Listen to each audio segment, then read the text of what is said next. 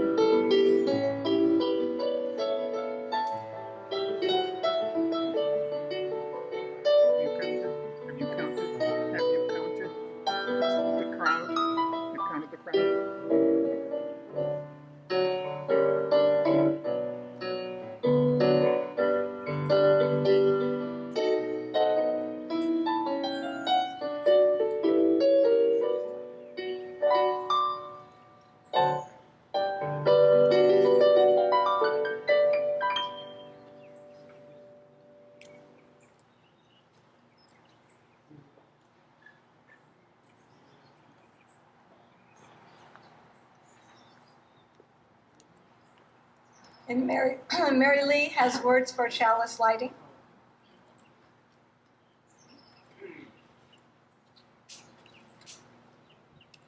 May this flame we light remind us that every one of us can bring the light of love to the world. May this clear flame be a symbol that every heart can burn bright with joy, peace, and harmony. May the wisdom of ages speak to us through this flame and stay with us. Every one of us can be a blessing to the world. And these words are by Petra Samowski.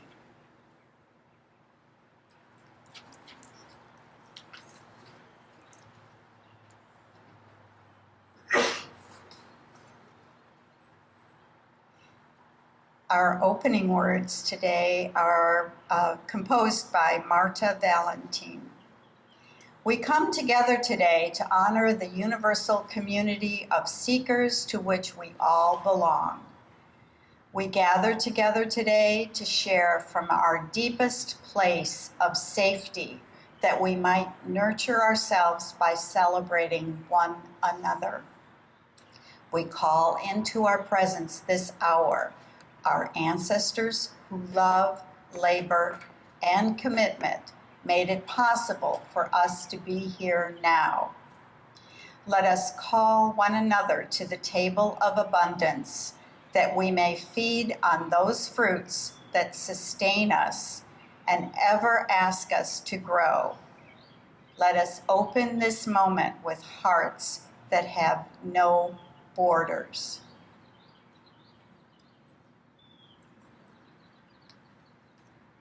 And if you know the words to our covenant, please join with me. Love is the spirit of this church, and service its law. This is our covenant, to dwell together in peace, to seek the truth in love, and to help one another. And we actually have our choir this morning, and they will come now and sing our opening hymn, Come, Come, Whoever You Are.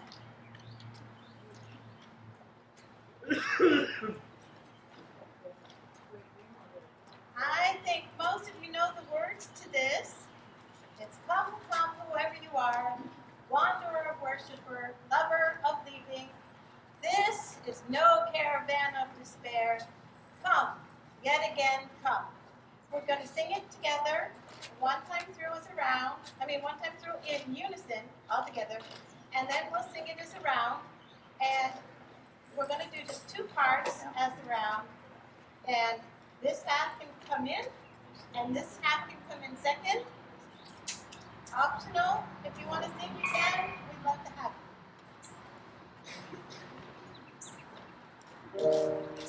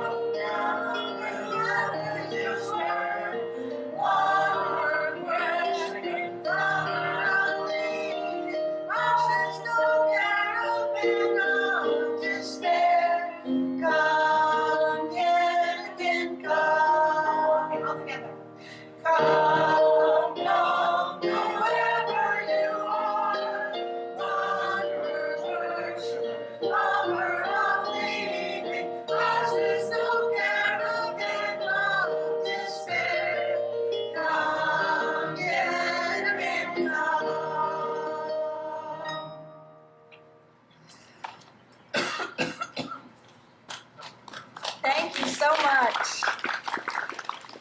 And I would like to ask our new members to come up here this morning so we can welcome you, and maybe Lori and Laura possibly as our membership chairs are going to help us with this ceremony. I see we have a table that looks very Florida-ish over here with some pink flamingos and flowers and a membership book, I believe, right? You got it. Go behind her. Well, they need to sign the book?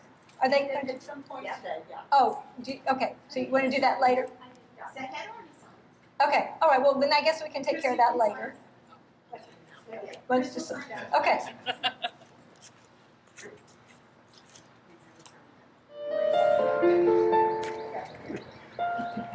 Now we shall put people in front of the cameras. Good.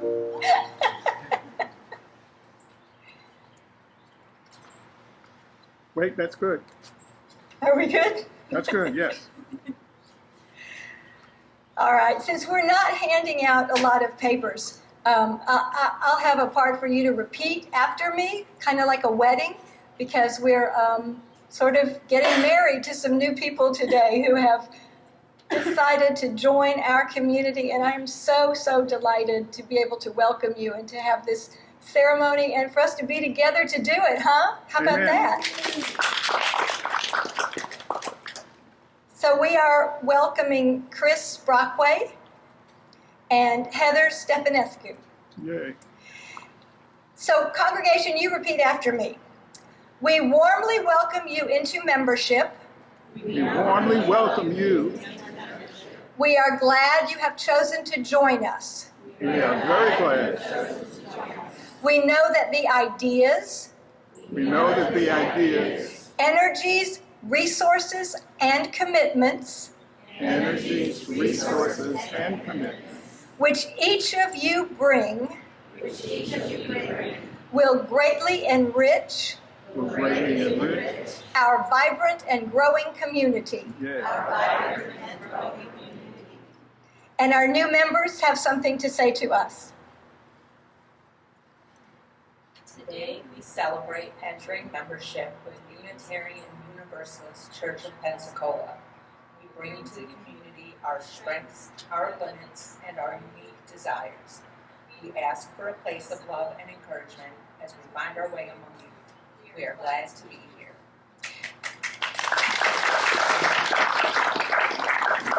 And in case you weren't able to hear all of that, the main thing is we ask for a place of love and encouragement as we find our way among you. So following these words that I will now say to all of us, if you agree, please respond, we do. We commit ourselves to an ever-increasing understanding of right relations among us. We value honesty, direct speaking, and courtesy in our conflict, courage in our speech, and integrity in our action.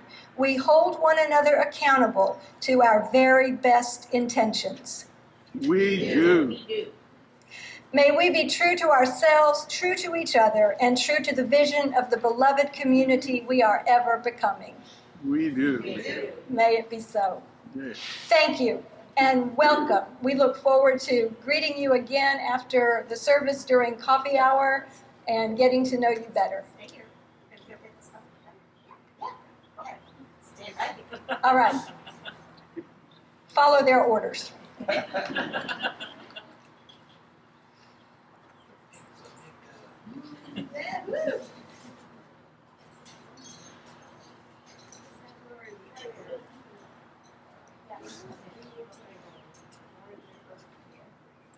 They shall be bedecked with symbols of Florida.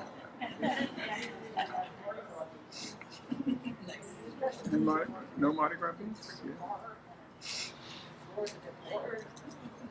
Yeah.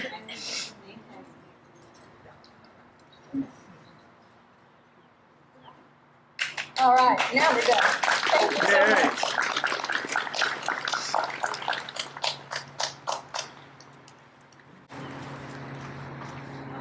So, our theme for this month is stories. So, we're going to have some stories today. And the first one is about Anansi. Kwaku Anansi. Are some of you familiar with the Anansi stories from West Africa?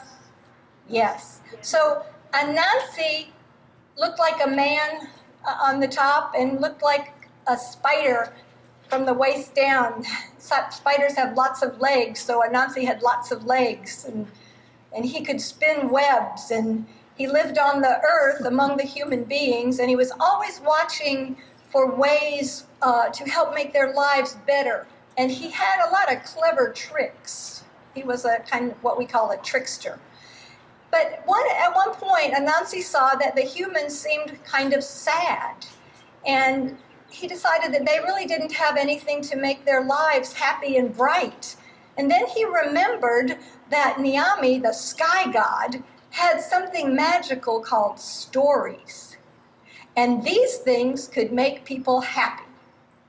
The sky god, though, owned all the stories in the world, and he had them piled up all over his sky palace.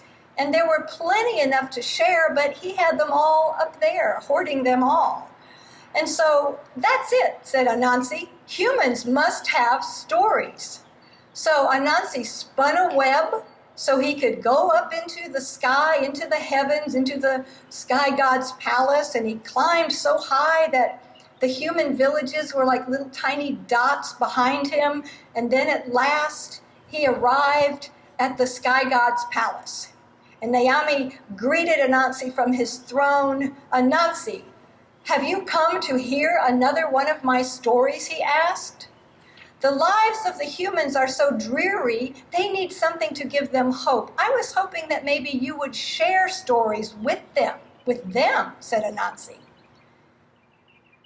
He wanted a lot, and the sky god wasn't sure he wanted to spare very many of his stories.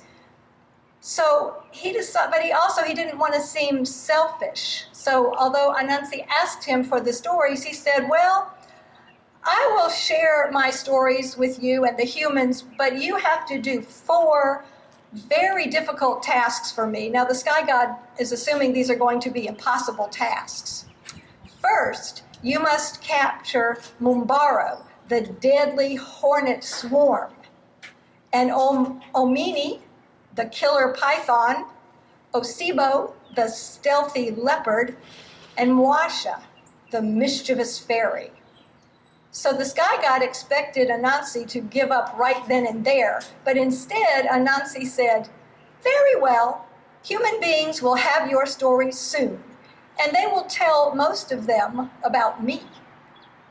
So Anansi lowered himself back down to the earth, and he went about these challenging tasks that he had been given, but he had a secret weapon, his wife. His wife was very smart, and he asked her if she could help him. She said, these are difficult tasks. Luckily, you have come to me for help. And they talked it over, and they devised a solution to each of the challenges. First, Anansi set out to find Mumbaro, the deadly hornet swarm, and along the way, he made a hole in a gourd, and he filled it with water. Then he plucked himself a banana leaf, he put it over his head, and then he poured the water so it looked like it was raining down on his face. And he found the hornets buzzing around the nest, and he went up to them with this leaf dripping with water, pouring over himself, and he said to them, hurry, friends, hurry, the rains are coming. Hide in the ground, because hornets don't like rain. And so the hornets swarmed into the gourd, and what did Anansi do? Plugged up the hole, that's right. And he jiggled the gourd a little bit and chuckled, one down. Next, Anansi had to trap Onini, the killer python. Anansi knew he was very vain, this python. And so when Anansi found the snake curled up on a rock, Anansi called out, greetings, friends. I came to settle an argument. My wife says you are not the longest creature in the world. Ha, hissed the python. No creature is longer than me. I believe you, but my wife doesn't, said Anansi. Let me measure you so we can prove it. So he had the python stretch himself out along a long stick, and then he said, well, this is not good because you keep curling up at the ends. I guess I'll have to tie you to the stick. He tied the python's head and tail down to the stick to keep him from curling. Look at that. I guess you are the longest creature, said Anansi, but now you are trapped. 2 down. Then Anansi went in search of Osibo, the stealthy leopard that has teeth as sharp as spears and can walk without even rustling the grass. He will sneak up on me and kill me, said Anansi, unless I trap him first. So Anansi dug a pit in the ground and covered it with leaves, and then he sat down near it to watch and waited. Sure enough, Osibo the leopard came creeping along silently and was just about to spring onto Anansi when he stepped too far and fell into the pit. "You ambushed me," he cried. And Anansi smiled. "I only did what you were planning to do to me." Then he covered the leopard with his web, hoisted him out of the pit, 3 down. Finally, Anansi had to trap Moasha, the mischievous fairy. And her magic was even greater than his, but he knew how to outwit her. Anansi crafted a beautiful little doll just the same size as the fairy and covered it all over with sticky sap. In the doll's lap, he placed a dish made from delicious mashed yam, like sweet potato. And it did not take very long for the fairy to show up, lured by the smell of the dish. "Ooh, little girl, may I have some of those yams?" the greedy fairy asked. The doll did not reply, of course, and so the fairy grew angry and slapped it on the cheek. But what happened? Her hand stuck. But the doll didn't say anything or do anything, so she struck it again on the other side. And the other hand stuck. The fairy's yelling, "Let go, let go!" And then the fairy kind of, wrestled with the sticky doll again and kicked it and punched it a little bit. Pretty soon, the fairy is totally stuck to the doll, 4 down. So Anansi returned to the sky god with all his captives that he had trapped, the hornets, the tied-up python, the webbed leopard, and the sticky fairy. And when the sky god, whoops, that's like on the beach, isn't it? Dodging umbrellas. The sky god was not pleased that Anansi has shown up with his 4 captives. But a bargain is a bargain. Very well. Take your stories to the earth. Give them to the humans. They will be eternally grateful to you. In fact, they will call all great tales spider tales from this day forward because of you. So Anansi bowed low to the ground and said, "Thank you, my lord. I can think of no greater gift." It all came true, just as the sky god said. To this day, it is hard to experience the joy of a story without thinking of Anansi and the great gift he gave to all humankind. If you live in a country where they tell lots and lots of stories about Anansi, that might be true. I know here you might not think of Anansi, but maybe in the future you will.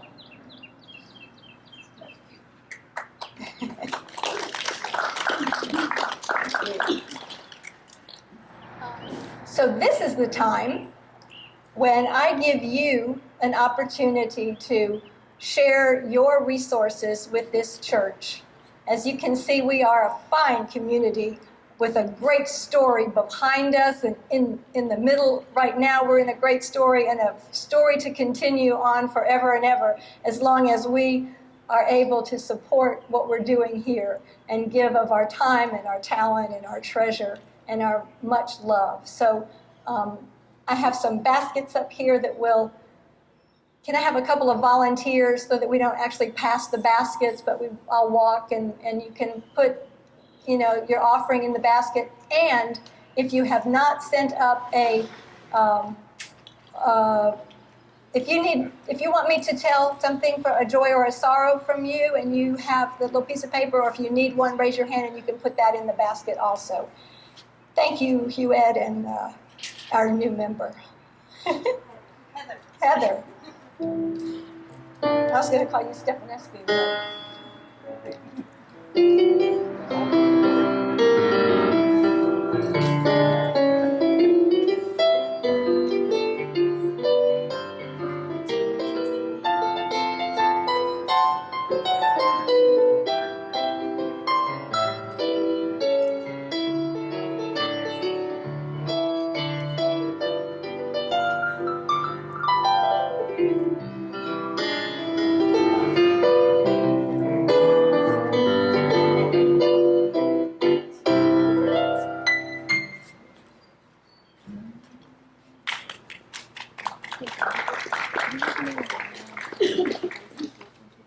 You have any what?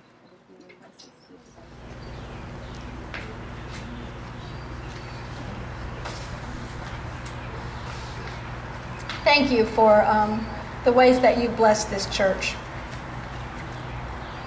So our next story comes from Sarah Stubbs, our religious education coordinator. And so Sarah, if you want to come up.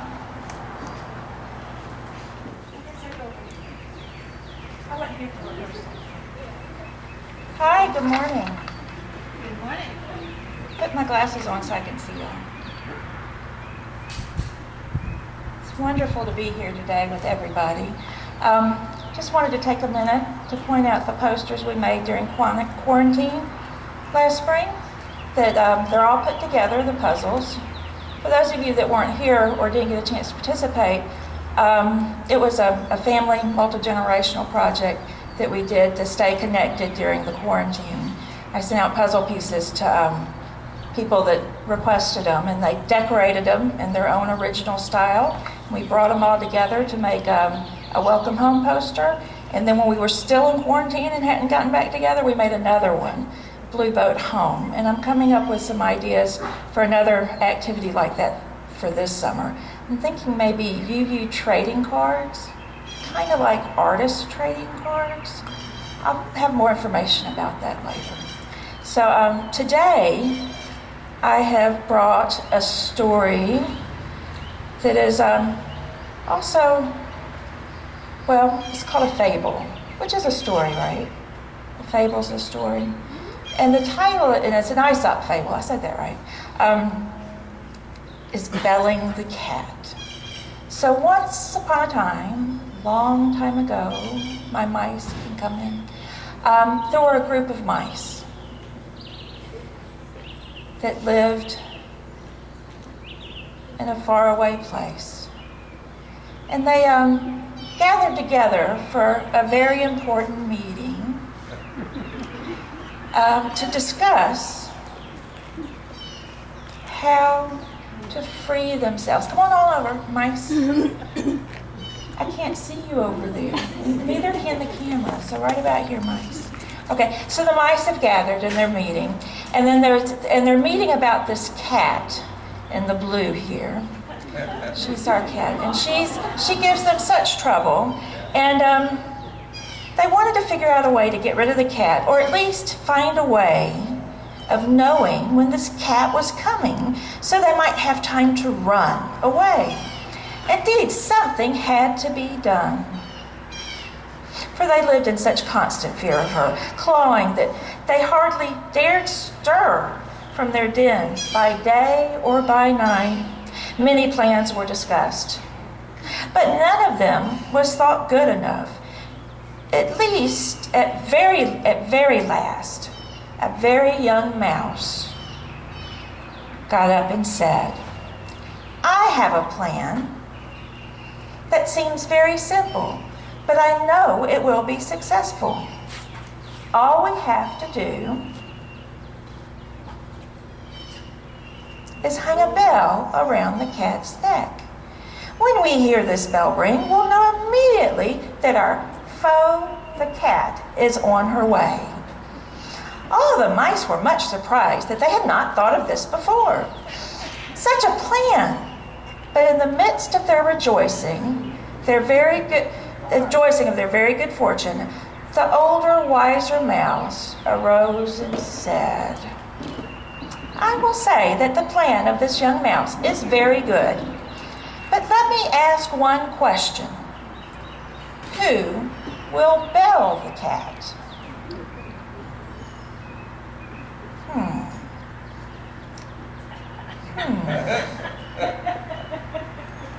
So it's one thing to say that something should be done, but it's quite a different matter to do it. The moral of the tale. Thank you, my UUCP players, to introduce Aaron, our wise elderly mouse, and Chance, our young mouse with a great idea, and Heather, our newest mouse friend. Hey. And then Kate played a delicious cat. Thank you, one and all.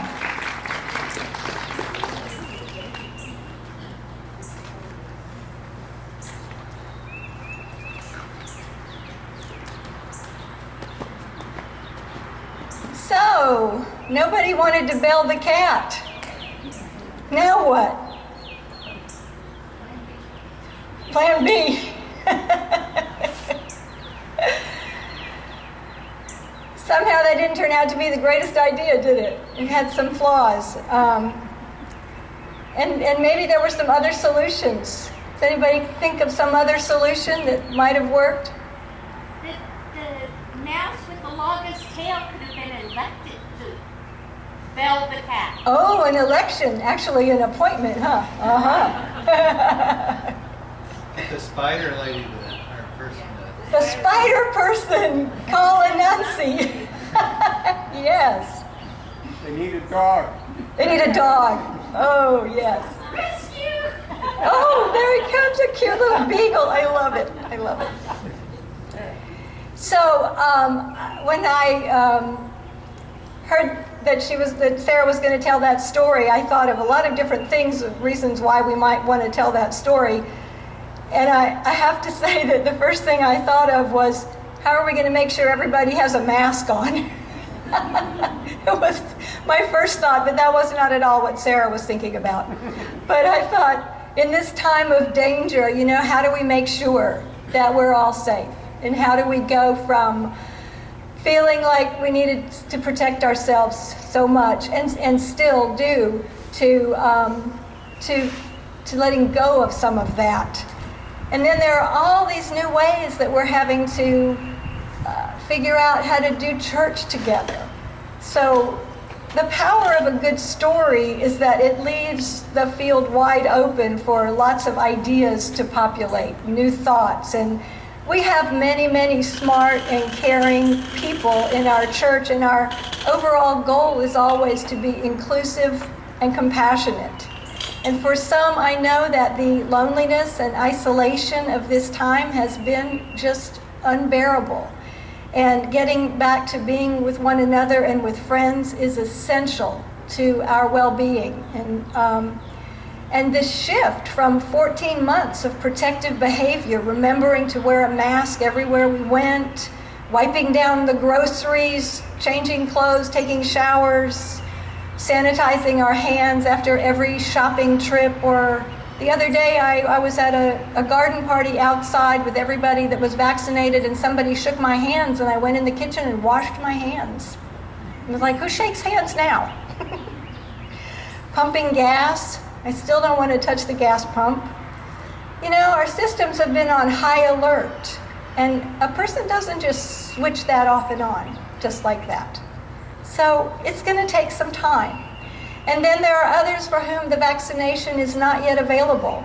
I have I have 2 grandchildren. One of them has had the first vaccination, but the other one is still too young. So that's a concern for me, for her. And I know that we have many parents here in this community whose children are not of age yet to be vaccinated. And then there are people for whom the vaccination isn't safe. Maybe they're undergoing some kind of treatment, and so they have to wait. So there's risk among us, and there's a feeling of safety also. We're still in a sort of a liminal place. All of these situations are part of who we are as the church. So I am just throwing it out there so we can continue to be understanding and compassionate and non-judgmental and all the things that we Unitarian Universalists pride ourselves in being as we work our way through what hopefully is the end of this pandemic time. And yet we've learned so much that, you know what? There was no flu and no colds hardly in my circle. I think I might just like to wear a mask forever and be sure and wash my hands.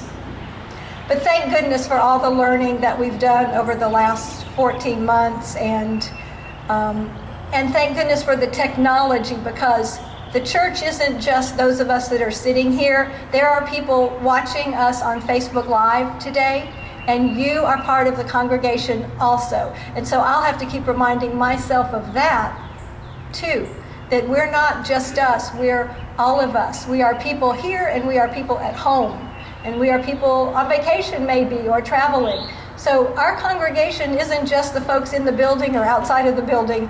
Our congregation is now much bigger, much wider than it used to be. So, welcome. And at some point we'll learn how we actually communicate with the people that are not sitting here also. May this all be so. Our next hymn with our choir is Come Sing a Song With Me, right? Yes. Thank you. The first verse is Come Sing a Song With Me, that I might know your mind. And then the little refrain throughout is, and I'll bring you hope when hope is hard to find. And I'll bring a song of love and a rose in the winter time. The second verse is almost exactly the same, except it's dream a dream with me. The third verse is walk in rain with me. And the fourth verse is share a rose with me. So you can sing if you feel like it.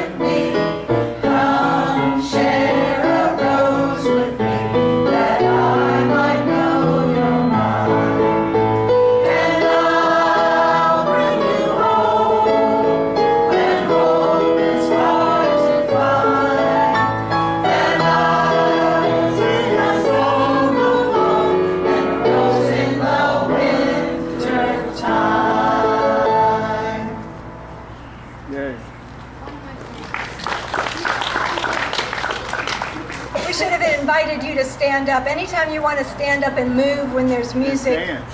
join me. That's right. You can dance. This is the dancing minister.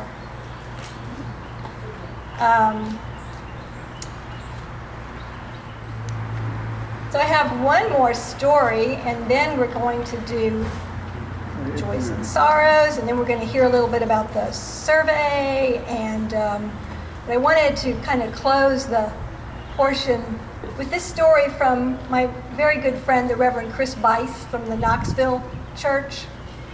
He tells a story about once there was a little girl who was the queen of an island, and it seems like a really appropriate story for right now with all that's going on in our world. And one day an advisor said to her, "Your Majesty, the people on this island are good, but we must beware of the people on the next island, for they are our enemies. Our enemies, responded the little girl queen. How terrible. Yes, it is terrible, said the advisor, for our island will never be safe while we have enemies. We must get rid of our enemies. You are quite right, said the queen. Do you have any ideas? I do indeed, said the advisor. We can take our army, put it on a ship, sail to the other island, and then our army can march on the other land, the shore, and destroy the enemy. The queen was not so sure this was a great idea. Thank you for sharing your ideas, said the queen in her non-anxious presence voice. But I need to think some more about this. Can you come back tomorrow? Yes, Your Majesty, said the advisor, and he bowed and left the room. The next day, when the advisor returned to talk to the queen, he was shocked to see that she was having tea with the queen from the next island. The advisor turned red with anger. How can you sit there and drink tea with that person? He shouted. She is our enemy. We must get rid of our enemies. The queen looked at her advisor with eyes that were calm and steady. You have been a good advisor, she said, and you were right. We do have to get rid of our enemies. You would have me destroy my enemies by conquering them with an army.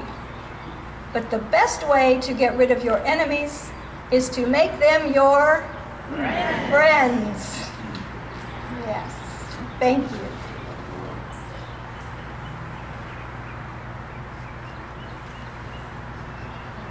I have joys and sorrows to share from you today. From Kate and Jack Wolverton, a joy.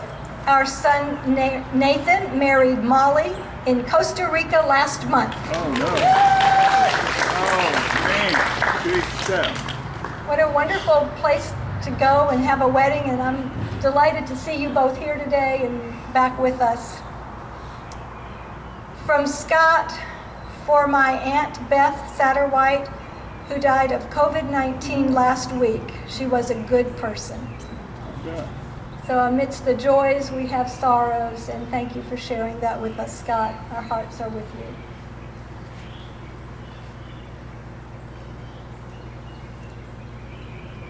From May, I became a great-grandmother this week. Oldest grandson had a son. Wonderful.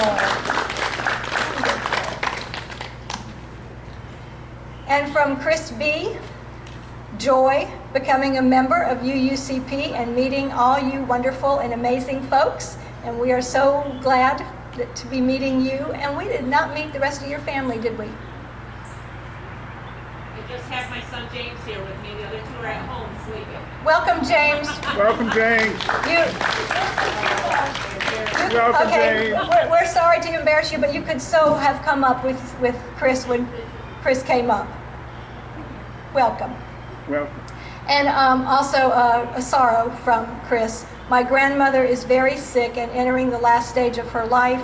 We hope for a peaceful and painless passing. We'll hope for that with you. Also, I got a text from Linda. She and Grant were traveling to go vacation together, and they had a car accident. They're okay, but it could have been very bad because they were almost stopped when a car came up and hit them from behind that was going quite fast. So the car is totaled, and they're sort of stuck on the road, but thankfully they're not badly hurt. So we'll hold Linda and Grant in our thoughts today. From Holly Collins, my 42-year-old son Tim had a major stroke in January. His roommate is moving, and Tim needs to find a room to rent. So maybe see Holly if you have help for that. It's a very sad grief today from Dolly. She says, today my dear nephew Brady, age 26, became a widower. His wife Brittany died at 1 a.m. after a valiant and amazingly upbeat 4-year battle against breast cancer. My whole family is suffering, yet have been inspired by this young love, devotion, and courage. From Dolly. Thank you, Dolly. I'm so sorry. And someone has sent us a reminder of what's happening in Gaza, which we are also aware of, and that innocent sleeping Palestinians are dying in order to shut down underground tunnels. Such a complicated situation. And I know that all of us are heartbroken to see what's happening there. This is from Lynn Irie and Eisen. A blessing. My daughter wanted to come. That's a blessing. Yay. A joy that I passed my specialized teaching certification. Yeah. Wonderful. And her son won a game. Woohoo! Yeah. Big time, big time. I'm so delighted that you all are here and that you brought an umbrella. Good thinking. Okay, I've done that one. So as always, we share some of our joys and sorrows, and then there are always joys and sorrows that remain in our hearts yet unspoken. And so we hold those in our thoughts also, that each and every one of us may have something, a tender time in our lives that we choose not to share, or it's not the right time to share. So there's talk going around now about how important it is to know people's stories. You can never dislike a person once you know their story. And so when you see people, remember that they seem to be not so pleasant or grumpy or whatever. You don't know what their story is. You don't know what kind of day they're having or what kind of day they had. So remembering the stories. I'm going to let Arnie come up now before we close out, because he's got something to share with us, right, about our survey that we've been doing.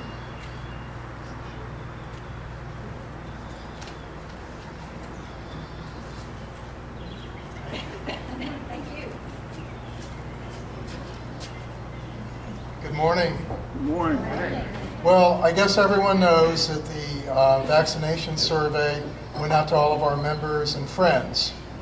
And so for those of you that responded and took the survey, thank you very much, but we need to hear from everybody.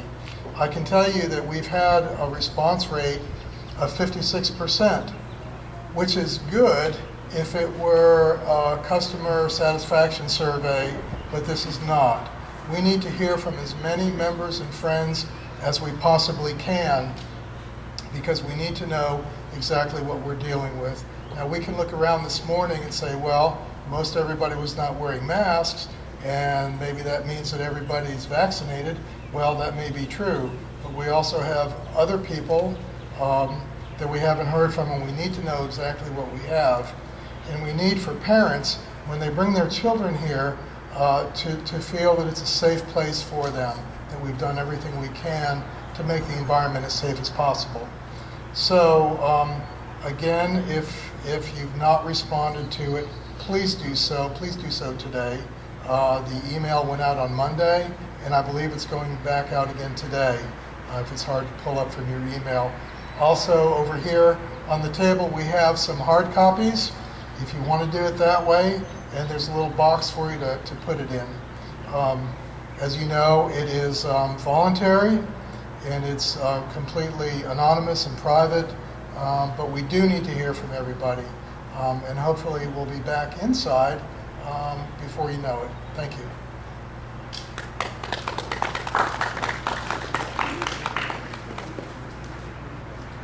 Thank you, Arnie, and thank you for all the work that your committee has been doing. Just, I'm so impressed with, that committee and the board and all, and the Sunday Services Committee and CRE and all the various committees, the caring people that have come together through this and tried to work through all these difficulties and keep us together and keep us safe. What an amazing feat, and what an amazing people you are. And I am so happy that I got invited to join you as your minister. Our closing hymn is For the Beauty of the Earth, and it's not one that I typically think of dancing to, but you know, if you feel like standing up, if you've been sitting too long and you want to stand and move a little bit, I invite you to do that.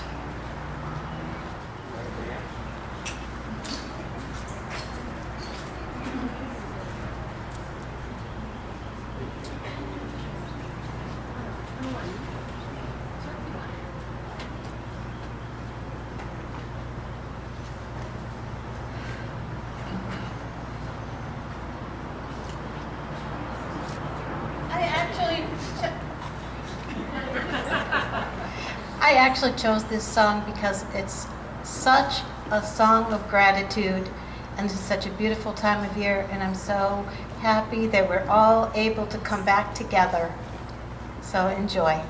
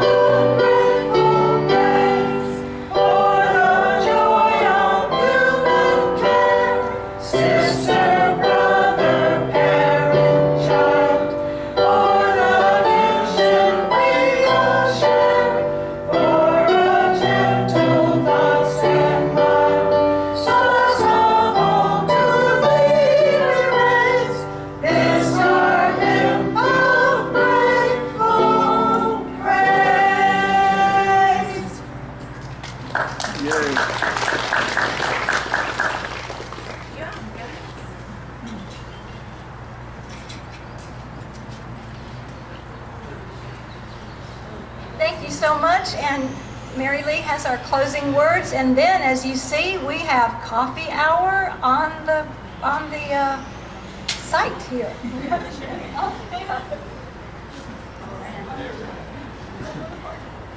Closing words this morning are adapted from words written by Alice Walker. Love, if it is love, never goes away. It is embedded in us, like seams of gold in the earth, waiting for light, waiting to be struck. May it be so.